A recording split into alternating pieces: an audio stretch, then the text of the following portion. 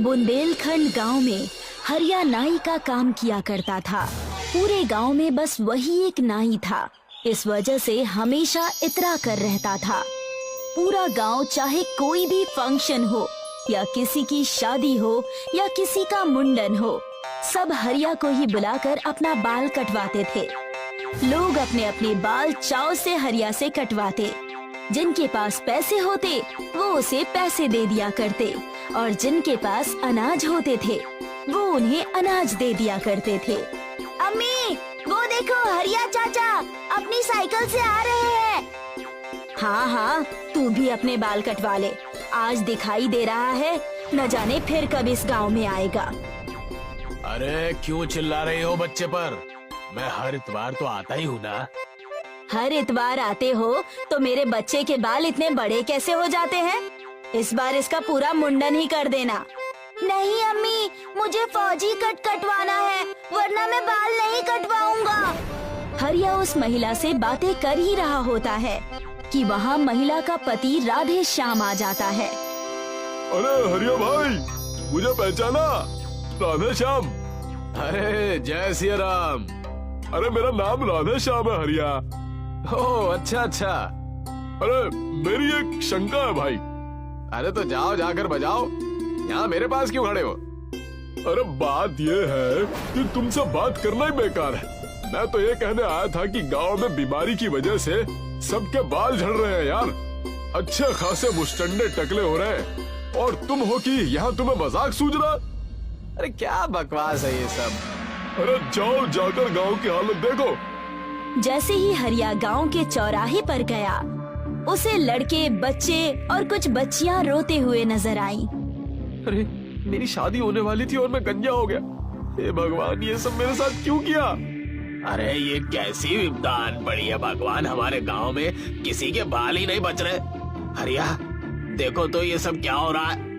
आधे से ज्यादा गांव के बच्चे और लड़कों के बाल चले गए भाई।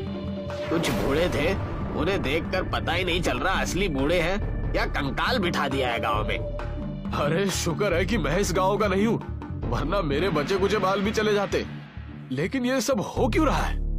अरे हम गांव के हकीम बाबा के पास जा रहे हैं, उनसे ही पता चलेगा कि क्या हुआ है पूरे गांव को और इसका समाधान क्या है। सारे ही मिलकर हकीम के पास जाते हैं। वहाँ जाकर हरिया को नजर आता है कि आसपास के सभी गंजे वहाँ मौजूद हैं। हकीम साहब ये देखिए, पूरा गांव और पूरा शहर गंजा होता जा रहा है। लोगों के सिर पर बाल टिक ही नहीं रहे। हाँ, लोग बाग समझ ही नहीं पा रहे कि मुंह कहाँ तक धोए। अरे हरिया, ये मजाक का समय नहीं है भाई। यहाँ पर आए हुए लोग बहुत तकलीफ में हैं। अरे तो का उपाय आप ही बता दीजिए ना। गलती गांव वालों की ही है। ना तो ये समय पर खाना खाते हैं, ऊपर से मिलावट का खाना खाते हैं। ये सब उसी मिलावट के खाने की वजह से ये सब हो रहा है। अरे अब इसका उपाय भी बता दीजिए हकीम साहब।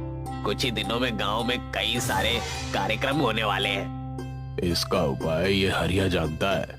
हरिया के खून में उसके पुरखों की कला दौड़ रही है। मैं कुछ समझ नहीं पाया हकीम साहब, आप क्या कहना चाहते हैं? अरे तुम्हारे पुरखों की एक किताब मेरे पास रखी हुई है जिसमें सारी कलाएं लिखी हुई है। जो भी गांव में समस्या है उसे तुम चुटकी बजाकर ठीक कर सकते हो, बस सावधानी बरतनी होगी।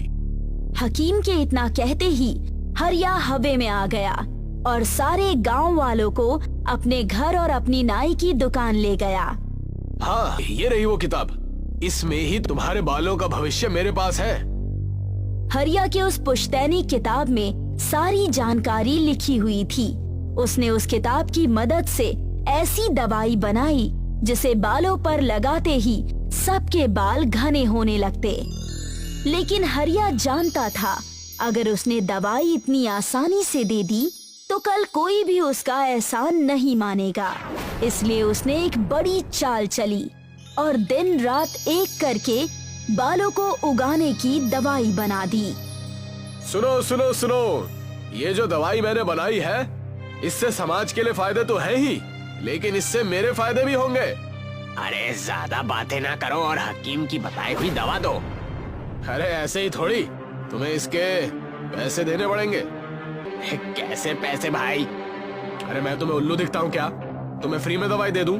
अरे किसी बच्चे का मुंडन थोड़ी है जो सस्ते में पटा रहे हो। चुपचाप अपनी जेब ढीली करो, चलो।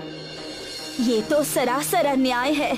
बच्चे के बाल बचाने के लिए अब पैसे देने होंगे हमें। अरे तुम्हें लेना है तो लो, वरना भाड़ में जाओ।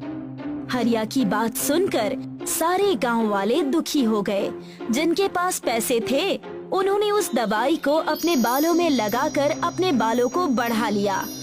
मेरे बच्चे के बाल तो बड़े खूबसूरत आए हैं। भगवान उस हरिया का भला करे। अरे क्या करे भला, हरिया ने पूरे 10,000 रुपए ले लिए हमसे। सारे गांव वाले हरिया से दुखी होकर उस हकीम के पास जाते हैं। अरे उस हरिया ने हमें धोखा दिया है। बाल उगाने के लिए इतना भाव बता रहा है जितने में नई गाड़ी और नया घर आ जाए। ये सरासर अन्याय है हकीम साहब। हद तो तब हो गई जब हरिया ने मेरे बच्चे को घर से निकाल दिया। मैं तुम्हारी हर बात स्वीकारता हूँ। हरिया अपने गुणों का दुरुपयोग तो कर रहा है, तुम भी बिल्कुल वैसे ही करो। ये लो ये दवाई, इसे जाकर हरिया की बालों वाली दवाई में डाल दो और दूसरे ही दिन इसका परिणाम देखना। ये काम तो मैं ही करूँगा, तुम बस देखते जाओ मैं क्या क्या करता हूँ। रात के समय भैरव हरिया के घर पर एक बिजली की तार गिरा देता है, जिसे देखकर हरिया घर से बाहर जाता है और उसी मौके को देखकर हकीम की दवाई भैरव हरिया के बाल उगाने वाली दवाई में मिला देता है। अरे हरिया भैया, बाल झड़ने वाली बीमारी मुझे भी हो गई है, क्या आप मुझे भी उसकी दवा दे सकते हैं? ये लो पैसे देकर जाना। लेकिन उस आदमी ने जैसे ही हरिया के हाथ से लेकर दवाई लगाई, उसके बाल कांटों के हो गए। अरे ये क्या, ये मेरे साथ क्या हो गया? मेरे बाल तो कांटे के जैसे हो गए। उस आदमी के कांटों के बाल देखकर हरिया चौंक गया। सुबह से जिसने हरिया के पास से दवाई ली थी, उन सब के बाल कांटे के हो गए। सारे ही अपने अपने कांटों के बाल लेकर हरिया की दुकान पर पहुँचे। ये तुमने मुझे कैसी दवाई दे दी है? मेरे सारे बाल कांटे के हो गए हैं। इसे देखकर मेरे बच्चे भी मेरे पास नहीं आ रहे। सभी को गुस्से में देखकर हरिया डर जाता है और वहाँ से भागने ही वाला होता है कि भैरव उसे पीछे से पकड़ लेता है। अरे देख क्या रहे हो, अपने कांटों वाले बाल इस पर मार दो। भैरव की बात सुनकर सबने अपने अपने कांटों के बाल हरिया पर मारने शुरू कर दिए। कांटों के बालों की वजह से हरिया के कपड़े फट गए और वो घायल होकर जमीन पर गिर गया। अरे मुझे माफ कर दो यार, मुझे वो बहुत बड़ी गलती हो गई मुझसे। तब वहाँ पर हकीम आए और कहने लगे, इसे इसके गुनाहों की सजा मिल गई है। जिनके बाल कांटों जैसे हो गए वो ये वाली दवा की वजह से हुए हैं। इस दवाई से मेरे बाल कहीं और न बढ़ने लगे। ये कांटों के बाल अब मुझे चुभने लगे हैं। भैरव, इसे जाकर सारे गांव वालों को दे। ये है असली उपचार, जड़ी बूटी से बनी हुई। इसे बिल्कुल मुफ्त में बांटना। सबके बाल पहले जैसे हो जाएंगे और सारा संकट दूर हो जाएगा। हकीम से दवाई लेकर उन्होंने कांटों के बाल पर लगाए।